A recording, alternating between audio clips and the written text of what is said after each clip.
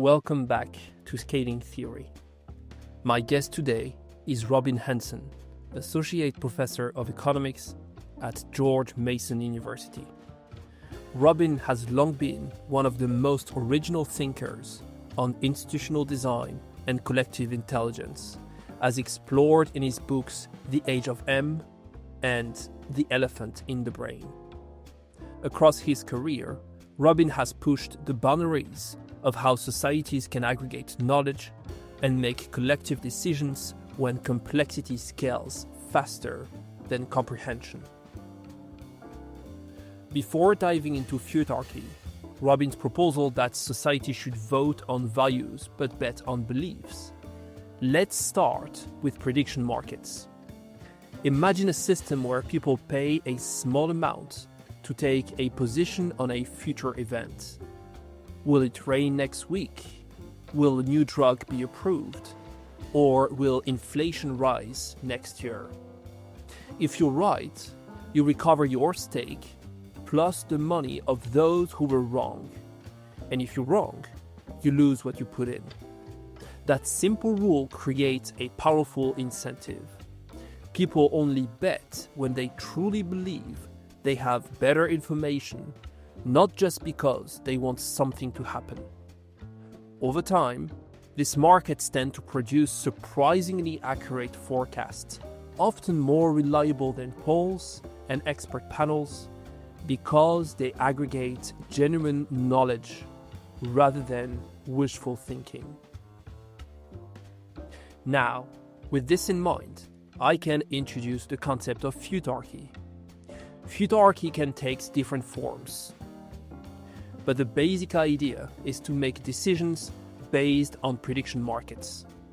For example, if prediction market indicates that X, if elected president of a given country, is 70% likely to increase GDP by at least 3% 2 years after the election, while Y is only 60% likely to do so, then X would be effectively elected president. The bets concerning Y would be annulled, as it would become impossible to assess Y's mandate. The bet concerning X will be maintained. After 2 years of presidency, the results will be evaluated, and those who bet the correct outcome would be rewarded. Others will lose their bets, which in turn would nudge voters not to vote on the candidates they like most, but for the one they believe is most likely to succeed.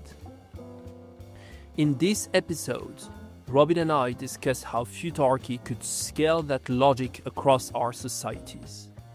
As societies grow larger, representation, information, and incentives all begin to break down, and Futarchy is one of the possible ways to rebuild them. Robin and I talk about where this idea has been tested so far, what a real-world implementation might look like in a city or a company, and why, despite its promise, Futarchy hasn't scaled yet. Finally, we explore how new technologies like blockchain or AI might change the picture, whether they'll make Futarchy more viable or perhaps even replace parts of it. And we look ahead to Robin's vision from The Age of M, when societies become unimaginably fast and complex, which human institutions survive and which ones don't. I hope you enjoy our conversation.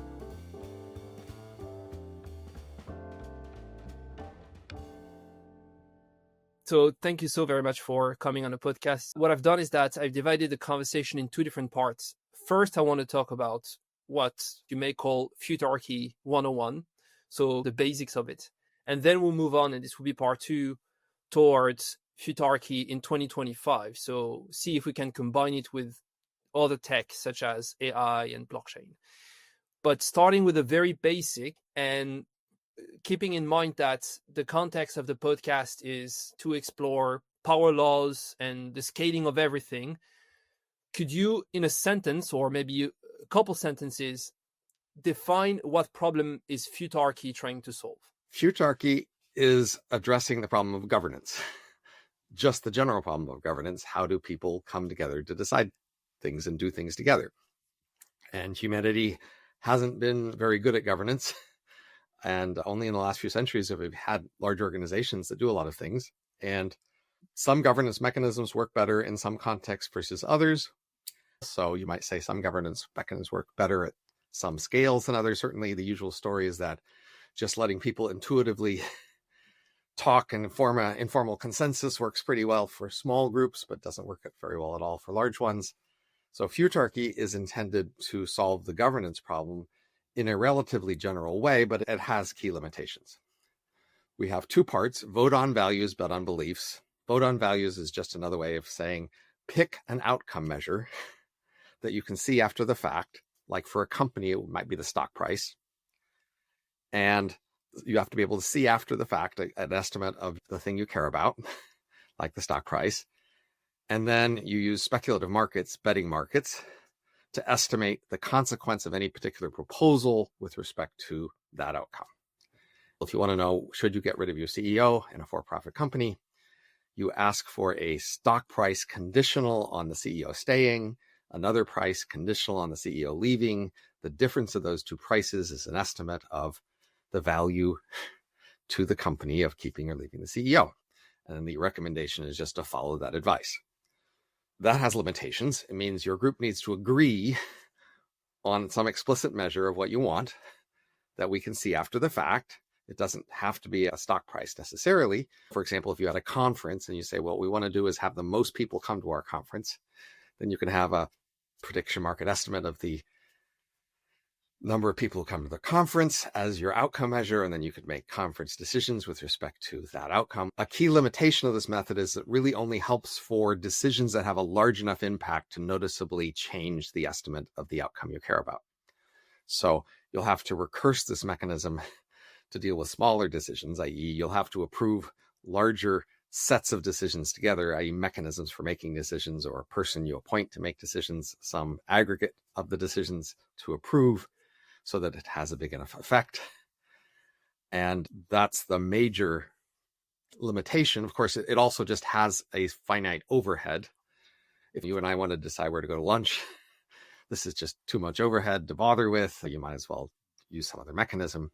So that's my quick summary, that in fact, it looks more promising for the larger decisions. That is, often we have the sense that informal institutions and relationships go pretty well. And then as organizations get larger, those break down and that gets worse. And so you want a larger overhead, more robust mechanism like this when you have reason to think the usual mechanisms aren't going to go so well. So for example, many people are concerned about manipulation, they call it. That is, various people with agendas and hidden things they want to do will try to manipulate whatever mechanism you have to get some hidden parties outcomes that they want, even though they're fooling everybody else. That's harder to do under Futarchy. And so this mechanism is more attractive the more you worry about such things. And it's more attractive the bigger the decision, because then you can afford more of this overhead. And it's more attractive when you have a specific outcome measure that you can agree to. So with scale actually comes Futarchy, or at least it may prove even more doable and helpful. To make sure that everyone's on the same page before we deep dive into some of the mechanisms, where have you seen that Futarchy has been applied the most in recent years? Is it within big companies or local governments? In the last few years, there have been a few crypto firms that have used Futarchy to govern. The most prominently is something called the MetaDAO. It's been making decisions about its key governance choices. Then a couple of other Futarchy firms, Butter, Futarchy.fi, are applying this. And a year before that was apparently an India-based government agency that was using it to make healthcare policy decisions. What about reports of big tech companies using it to decide on product launches and this kind of stuff? I don't know of any such things. Now, the key idea here is decision conditional estimates. And in a sense, we've had that for US elections for a while. That is, we've typically had betting markets on who will win the election, say for the US presidency, and who will be nominated by each party. So the ratio of those two prices is a conditional estimate of winning the election. You nominate somebody, and that's advice to the party. If you want to win, nominate this person. So in that sense, we've had those decision advice markets for several decades now. It's not clear any of the parties are actually listening very carefully to that advice, but it's there.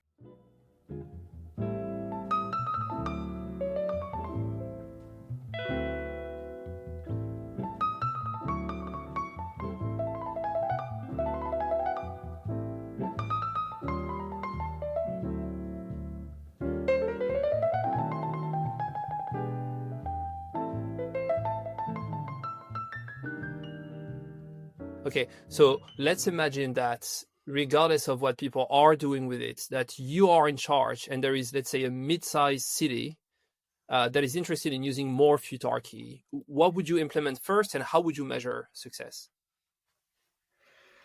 The main issue is first the outcome measure. We can get clear on that. Now, one obvious outcome measure might be just the overall GDP or economic activity in the region, in the city. And that will advise policy that has a substantial effect on that overall. Probably the main problem will be if you have smaller decisions like whether to build a park or something, that might not have a substantial influence on that overall metric. But there's always a trade-off in any sort of application of a mechanism between using a mechanism and testing or proving the mechanism. So here, if we're interested more in testing or proving it than in using it, we will want to look for applications where we can have shorter timescales, where we can have a larger number of similar cases to evaluate and compare so that we can collect a data set on how well it's doing. And for that, we'll want a large set of similar cases where we could even randomly assign some of them to have so that we could get a data set comparing how well the mechanism works in one cases versus others. So that we might want, for example, we might have a large number of police districts. If you have 100 police districts in a urban area, we could randomly assign some of them to be governed this way and others not. And then for that, we would need some metric for the police district. It might be crime rates or some other metric of police success. Similarly, you could imagine school districts. If you could take 100 elementary schools and assign some of them to be governed this way and some not, then you could have some metric, test scores and parent satisfaction scores for the school districts. Then you could run a period of a few years. You might get a lot of data about the difference between how those things have been governed. I have two follow-up questions on that. First, are you aware of any such things being done in practice where you do have a counterfactual of not using Futarchy and therefore you could compare the results? Well, for Butter, which is this company I said, they're using Futarchy to make funding decisions. So a number of crypto coin and ecosystems, they call it, fund people to promote those ecosystems. And those projects have metrics of success of how much activity in the ecosystem they promoted. And they've been trying to compare Futarchy recommendations for which projects to fund to some other previous mechanism they've had of a committee making recommendations of which projects to fund. So that's more of a direct comparison like that. They haven't had very many comparisons, and we could talk about some of the issues there. If they did more of those, then that would be more like a data set we're talking about. And follow-up question number 2. What if you have not just one objective, but a couple objectives? So if you go back to the school district, what if you want to reduce how many kids are being hit by a car, also kidnapping, and maybe not create traffic in a way that annoys the neighbors? Is that limits to the deployment of Futarchy, or is it not? I got trained in decision theory long ago as part of game theory and my PhD training. And so we do have these theorems about decision theory that says pretty much whatever you're trying to do, there is some single metric that encompasses everything you want. But it might be hard to get people to agree on that. So we might just say, as a practical matter, it'll be hard. Now, I still might say, try. So make some weights of some components. And then when a decision goes against somebody, you say, I don't like that. Then they could use that as a basis to say, we have the weights wrong. We should change the weights a bit. That's what I would recommend, is that you just work at figuring out what your relative weights are, because you must have some. But as an initial approach, you could just have an approach where several metrics all need to be improved in order to approve some project. So that would be one way to compromise. It might mean you can't approve very many things, or as many things as you would, but you could say you had 2 metrics. You could just say nothing gets approved unless it is estimated to improve both metrics. And now whoever is trying to figure out proposals will have to design them so that they do improve both metrics. Now, if you have 10 metrics and they have to improve all 10, obviously it's going to be much, much harder. Okay, so if it's not one of the main limitations of it, why do you think Futarchy has not scaled more? And I guess it implies, are you satisfied with the use of it today? Did you forecast that it will be used as it is today? Do you think it will be less or more? I proposed this a long time ago, like 1980, like 99, basically. 80 is when I started writing about this. And so obviously the main thing that happened was nothing for a long time. And now 25 years later, we've got a few things being tried. So obviously I would like a lot more trials. I think we can partly just write that off to just innovation is hard in general. It's just hard to get anybody to do any new things. But I also just think that in our world of governance, actually, mostly people are energized by fights of us versus them. And for example, in, say, US politics, there's very little interest in changing the structure of the system to proportional representation or parliamentary democracy. They just literally don't care. They care a lot whether the Democrats or the Republicans win and particular policies, and whether those happen. They care about that enormously, but they just don't care much about structure. And it's only if you can talk about how structure might affect which side will win, people suddenly care. So if you talk about, say, voter ID, then the reason people care is, that's people think in the past, that would hurt the Democrats, so we hate that. Now, in fact, at the moment, it would hurt the Republicans, but still they're stuck on the Democrats are very much against voter ID and the Republicans are for it, because they just care about which side wins. So it's just really hard to get people motivated to think about governance structures at all, unless you can make them believe that will help one side or another win. And this, of course, is designed not to let you expect one side or the other to win.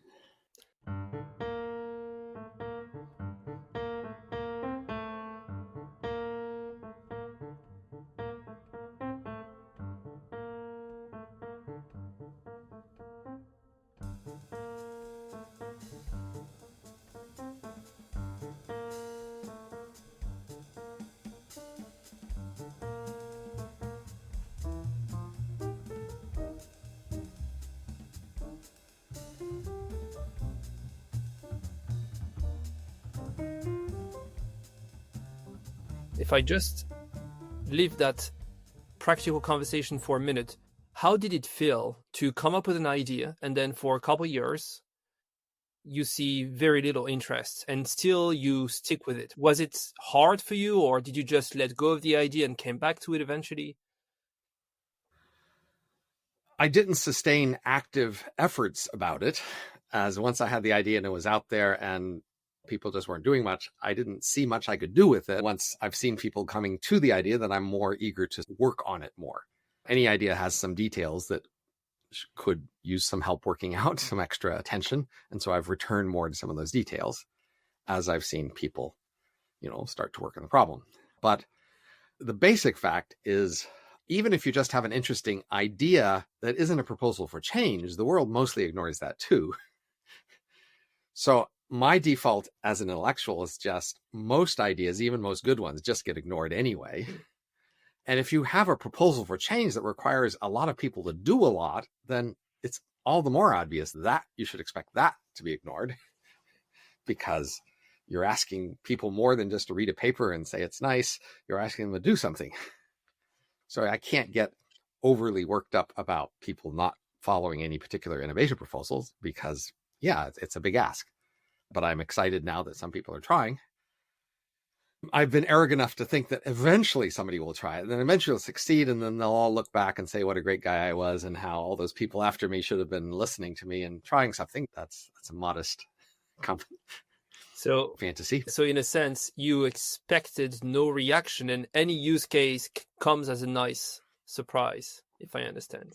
That should just be your attitude for all just proposing an innovation. Like if I had a big budget or something, I could pay people to try things. Yeah. Another fact is that if you were just proposing innovations for, say, software or physical devices or something, it would still be hard to get anybody to try your suggestion, but there would be more chance of doing so because it's easier to do so without disrupting your organizations. If I had a new semiconductor or something and I had a design for it and I said, you should try the semiconductor, it would still be a hard thing to get people to try it, but I think I could have a better shot at that because people would see a profit incentive. If I was right, they could make a lot of money, and then I could tempt them through some solid technical argument about the semiconductor and how it seemed promising, and then I could get them to try.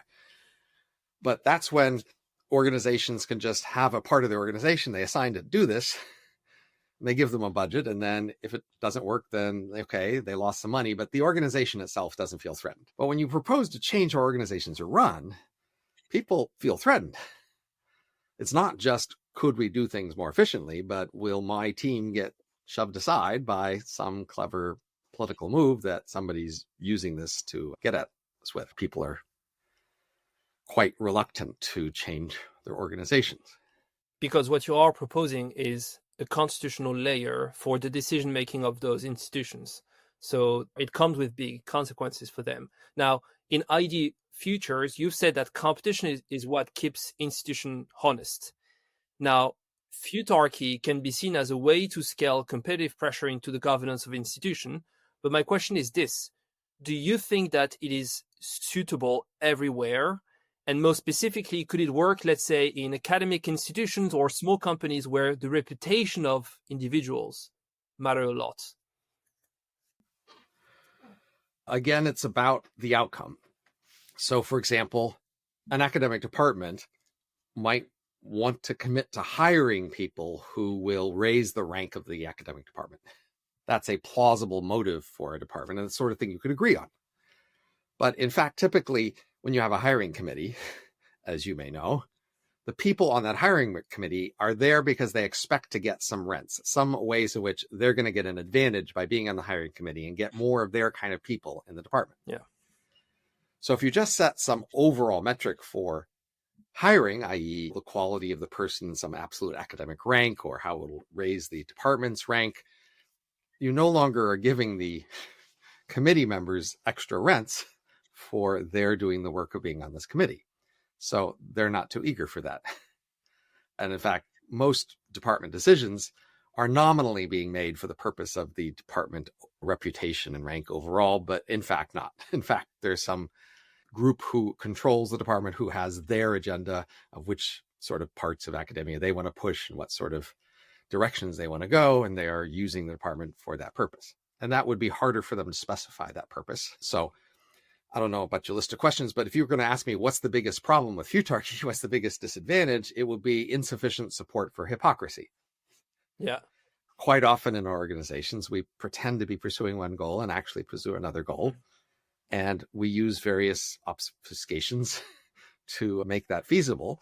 And so a mechanism by which you have to be very transparent and clear about what goal you're pursuing is an obstacle to that.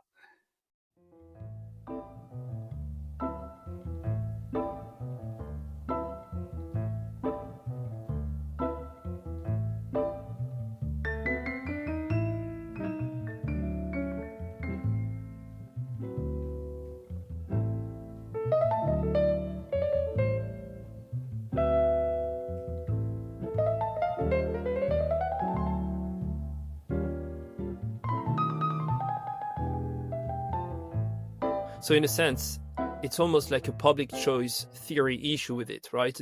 The effective deployment of it, because you need to have an incentive to show whether or not your expectations are correct or wrong.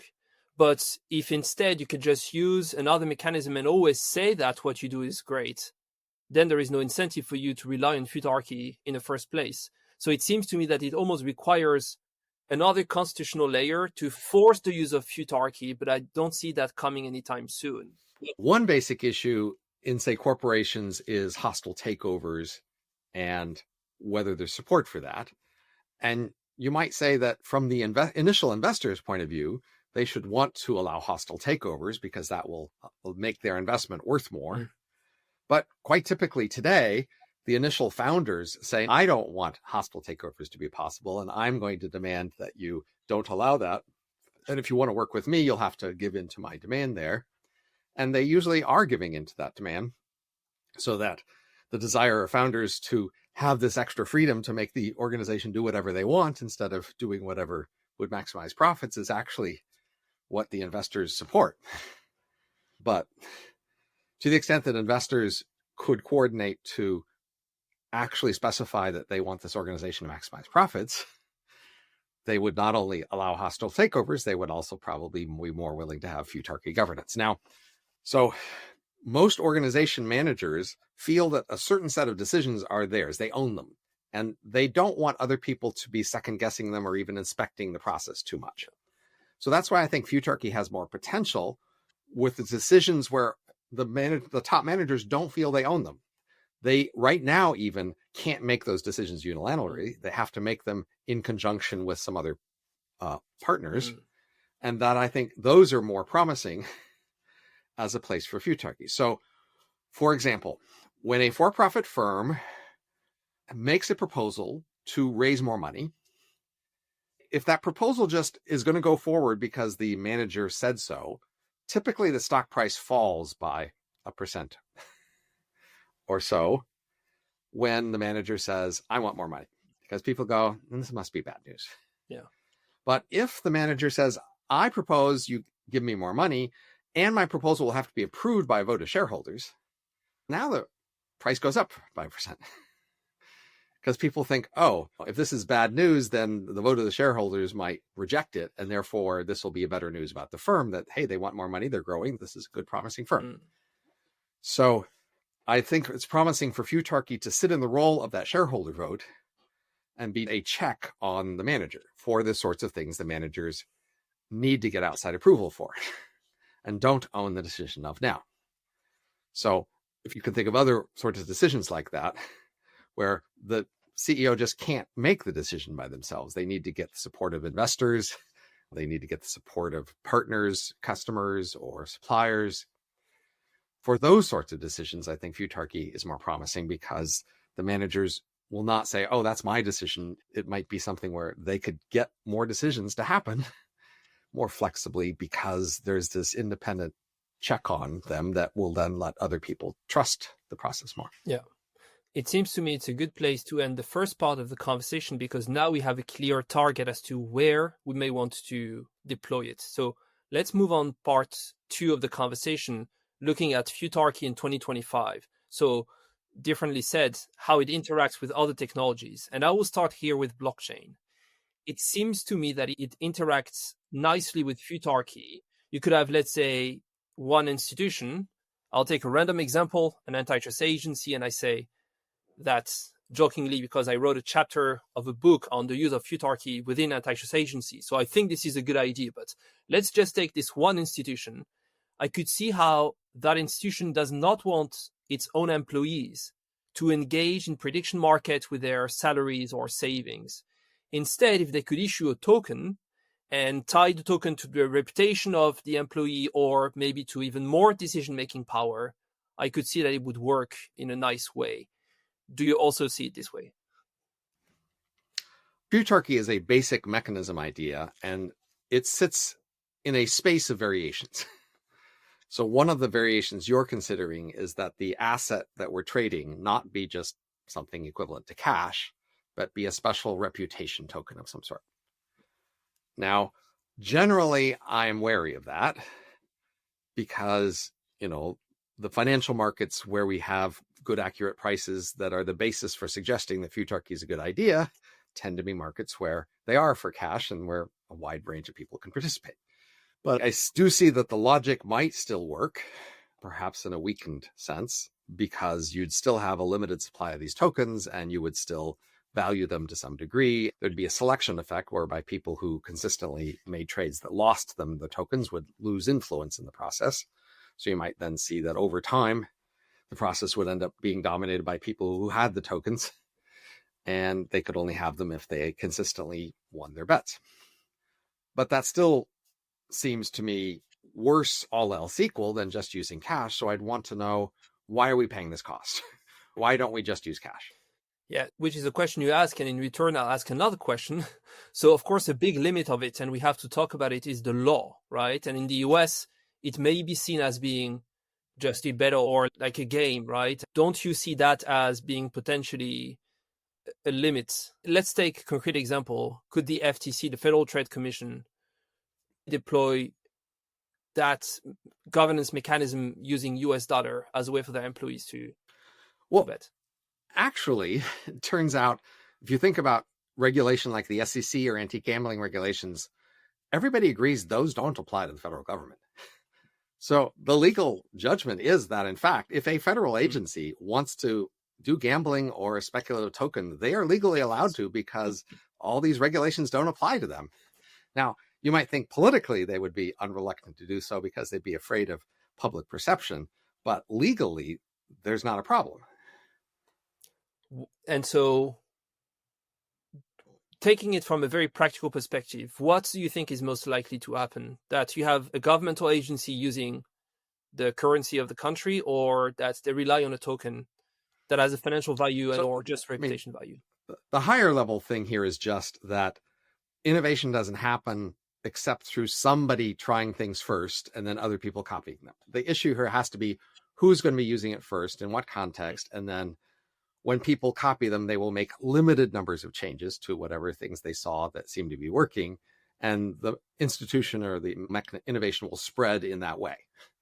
So here, you would have to ask, who do you expect to do the first? What sort of mechanisms do you expect them to use? And then you would think that other people would slowly do very modest variations on those.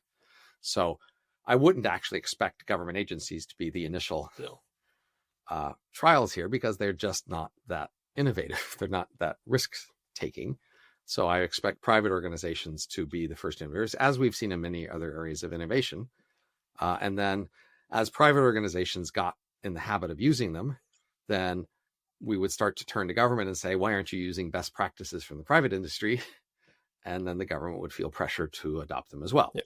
That would be my best guess. But government agencies have a lot of variation in who happens to run them and what their agenda is. So I can expect that there's a high tail of a few very ambitious managers of government agencies who want to try something. And then I'm happy to advise them on what to do. Yeah.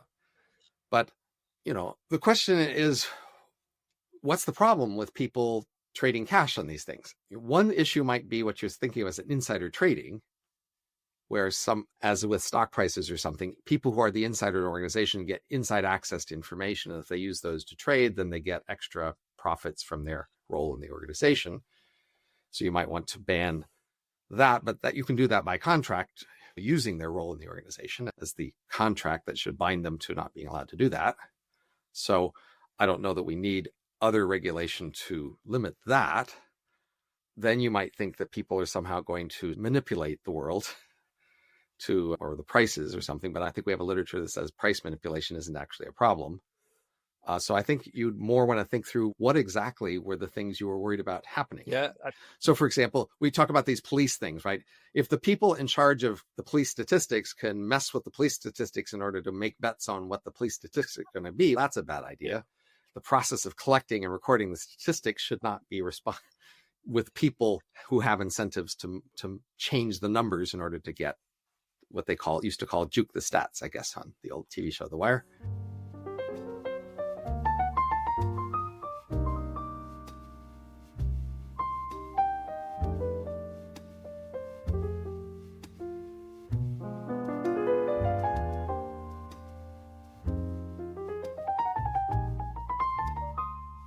Those are very practical issues. The one I had in mind was even more moral in a sense. So I imagine a competition agency that is using this mechanism to allow or deny mergers between companies, right? Based on let's say, the prices it would produce 2 years after the merger. I would see a moral issue in having FTC employees or European Commission employees losing all of their money if they happened to make the wrong decision, right? So I could see how this could create tensions within the agency. So if the agency just has the discretion to make the decision and the market is only advisory, then you have the maximal version of this problem for several reasons.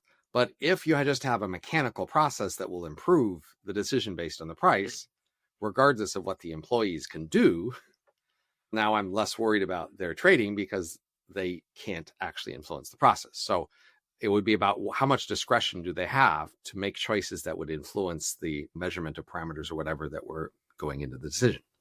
Again, but that's just in general how we often want to separate judges from participants in contests. That's roughly what we're talking about here. To the extent these employees are serving as a judge, as making some final evaluations that are supposed to set the terms of the contest, basically who wins the bets, then it's a bad idea to let the judges be contestants. Or the judges be paid by contestants, or to just have strong relationships with contestants. Which begs very interesting questions when it comes to the design of those antitrust agencies and other governmental agencies. But let me throw something that I'm sure you've heard already. We do not need any of that because now we have AI, and AI is good enough to give equally good forecasts.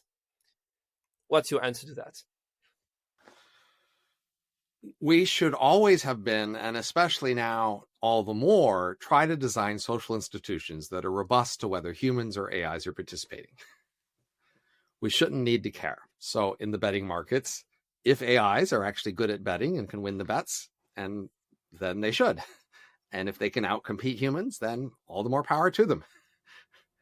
But we shouldn't assume so. We should just let the markets allow that possibility and let the competition happen and see who wins. Because we can just hand the AI a problem and say, decide for us. That's the governance institution of a dictator. And that institution isn't always the best institution. Sometimes it is, but it's just not obvious it's always the best institution. Sometimes we have that, and then we have some process for selecting the dictator. And hey, AIs could be competing in that process, but we should just have a robust process that doesn't know or care whether it's an AI or a human or a cow even participating in the process. You should just have independent standards for what's good and what would make a good participant in each process, and then let the competition begin. So in a sense, AI is neither a complement nor a threat. It should be irrelevant to whether or not we want to use Futarchy. Right. To the extent that, say, AIs get good and they can be effective, that might lower the cost and mean we could apply this more widely. But we should mainly be trying to figure out how widely we can apply it by just trying things and seeing when they seem expensive. AI would then lower those costs, but we wouldn't have to be paying attention closely to how much AI was lowering costs versus other factors in the process. We would just be trying to spread it farther as the costs fell. Okay, let me introduce another technology into the mix. In the age of M, you envision societies built on brain emulations. Now, those societies would actually be extremely fast moving. And so I wonder which human institution, whether law, markets, democracy, will break down the quickest at those speeds, and whether Futarchy could then be of any help. So one of the factors you might think about decisions at varying institutions for governance is how fast they can respond to crises. And for example, often say with government, we say we have exceptions to the usual governance processes so that executives can be given discretion to deal with very rapid moving issues. So that's a case where we think, dictators are just better and more appropriate for the fastest moving issues. And if we thought the world was just going to change a lot faster in the future, we might say, I guess we need more dictators because the world's changing fast and that's the institution you need for fast changing worlds. Futarchy moves as fast as the traders who participate in it can move. So it can move pretty fast. It might not move quite as fast as just a pure dictator who could just quite instantly respond. Futarchy requires that somebody propose something and that go up to the market, and the market has some time to consider it and trade on it, and then a final decision be revealed and applied. So it does have some process, but in principle, that could be done very quickly if the participants in those processes could react very quickly.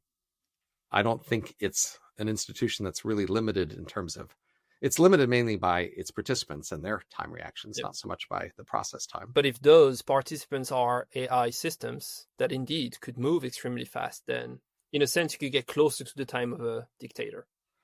But so this is, again, just the application of the point. The institutions should be robust to the participants. Yeah. The institutions should be flexible so that if the participants can be fast, the institutions can be as fast as they are. And I would say Futarchy is such an institution. It is capable of just turning the knobs and making a fast version of it for fast participants. Yeah. All right. Let me ask you a final question. What is an important question about Futarchy, and maybe even more generally, your work on technology and institutions that you are rarely asked and that you hope you will be asked more? I actually think humanity faces a big crisis of culture, wherein we've broken our cultural evolution process, and if we don't fix it, we are in for deep trouble, basically the fall of our civilization. So Futarchy is a potential solution to that, but it has to be applied in a certain way. So basically, the problem is our civilization looks likely to collapse and fall, and it's a complicated process, and we would like some governance that we could hand the problem and say, please fix this. But in order to do that, we have to give it the right sort of goal and the right sort of tools to do. And so for that problem, I think what we'd want to do is hand the Futarchy a goal that was a long-term sacred goal. And I've done some polls to guess what those might be. And so, for example, when do 1 million people live in space? Or when do we have a colony around the nearest star? Or when do we achieve physical immortality? Those are all goals that many people could get behind and feel as sacred, so that if they chose them as a goal, they would be reluctant to recant and take them away just because we face some obstacles or pain. And they would be inconsistent with civilization collapse. That is, if civilization collapses, as I expect over the next few centuries, we won't achieve those goals nearly as soon. So if you set the date when we achieve these goals as the goal, let's achieve these goals as soon as possible, then Futarchy would then go to work saying, okay, how do we prevent collapse so that we can achieve these goals as soon as possible? And then if it's possible, maybe it isn't, to achieve those goals by preventing collapse, they would do so. And then we would achieve this goal of preventing civilization collapse through using a Futarchy. But it requires that we don't just use Futarchy in general, that a large region together chooses a long-term sacred goal as the goal of Futarchy. And then once we achieve that goal, we'd have to pick another long-term sacred goal that would again be in conflict with civilization collapse so that we could continue to not collapse. Futarchy is, in my mind, less of a nice to have and now more of something we might really need, because I actually find it really hard to find any other way to solve this problem.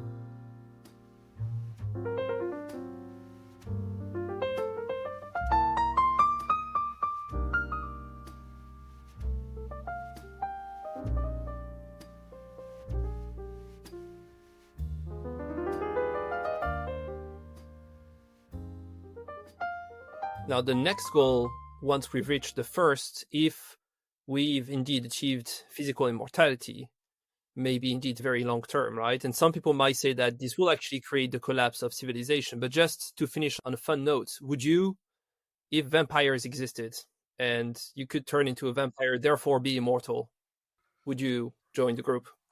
I mean, that just seems like an easy yes, because obviously we could find artificial blood sources so you wouldn't have to be killing people in the dead of night in order to feed your bloodthirst as a real vampire. So the fictional vampire is dramatically engaging because of the hypothesis that they have to murder to survive, which makes a terrible moral trade-off between murder and being immortal. But we would just make artificial blood supplies.